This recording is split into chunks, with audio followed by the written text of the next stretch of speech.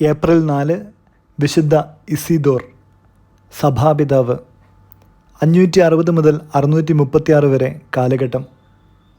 Spanish സംസ്കാരത്തിൻ്റെ ഒരു പ്രധാന പ്രതിനിധിയും തികഞ്ഞ ഒരു ചരിത്രകാരനും സമുന്നതനായ ഒരു പണ്ഡിതനുമായിരുന്നു വേദപാരംഗതനായ സെവിയ്യയിലെ ഇസീദോർ.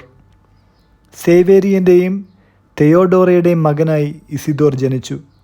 2 സഹോദരന്മാർ ലെയാൻഡറും ഫുൾജൻസിയൂസും പുണ്യവാന്മാരാണ്.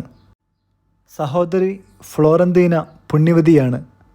ഈ സഹോദരി ആവശ്യപ്പെട്ടതനുസരിച്ചാണ് കത്തോലിക്ക വിശ്വാസം എന്ന ഗ്രന്ഥം ഇസീദോർ എഴുതിയത്. യഹൂദ ജനങ്ങളുടെ ആക്ഷേപങ്ങൾക്ക് ഉത്തരം പറയാൻ ആവശ്യമുള്ളിടത്തോളം വിശുദ്ധ ഗ്രന്ഥവാക്യങ്ങൾ ഈ പുസ്തകത്തിൽ അദ്ദേഹം നിരത്തിവച്ചിട്ടുണ്ട്.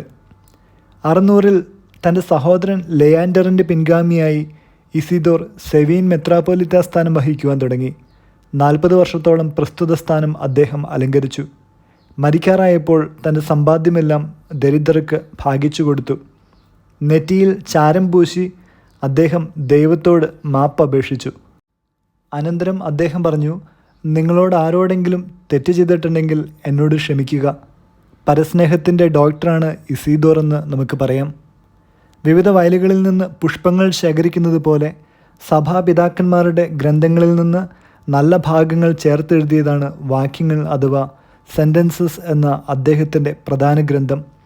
പ്രാരംഭങ്ങൾ ഇറ്റിമോളജീസ് എന്ന അദ്ദേഹത്തിൻ്റെ കൃതി ഒരു ജ്ഞാനകോശം തന്നെയാണ്. ലൗകികവും മതാത്മകവുമായ വിഷയങ്ങൾ അതിൽ പ്രതിപാദിച്ചിട്ടുണ്ട്. സന്യാസികൾക്ക് വേണ്ടി അദ്ദേഹം എഴുതിയുണ്ടാക്കിയ നിയമാവലി അതിവിശിഷ്ടമാണ്.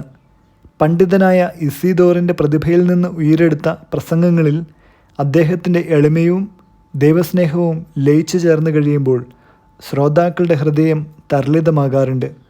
ആര്യൻ പാഷണ്ഡികളുടെ നേതാവായിരുന്ന റിക്കാർഡോ രാജകുമാരനെ മാനസാന്തരപ്പെടുത്തിയത് ഇസീദോറാണ്.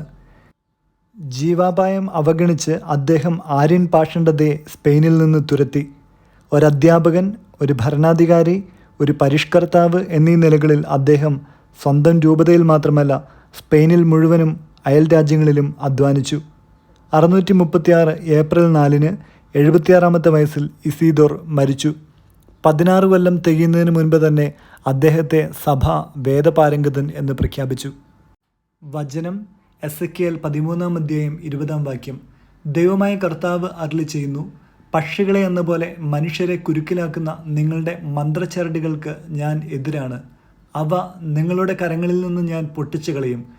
നിങ്ങൾ വേട്ടയാടുന്ന മനുഷ്യരെ പക്ഷികളെ പോലെ ഞാൻ സ്വതന്ത്രരാക്കും. വിചിന്തനം: ദൈവത്തിൻ്റെ കൽപ്പനകൾ എപ്പോഴും നമ്മുടെ ഉള്ളിലുണ്ടായിരിക്കട്ടെ. അപ്പോൾ തിന്മയിലേക്കുള്ള പ്രലോഭനങ്ങളുണ്ടായാലും അതിനെ അതിജീവിക്കുവാൻ നമുക്ക് സാധിക്കും. ദൈവാശ്രയബോധം നഷ്ടപ്പെടുമ്പോഴാണ് നാം മറ്റ് ശക്തികളെ ആശ്രയിക്കേണ്ടി വരിക. അത് അവസാനം ഒരു കുരുക്ക് പോലെ നമ്മുടെ ജീവിതത്തിൽ കിടക്കുകയും ചെയ്യും.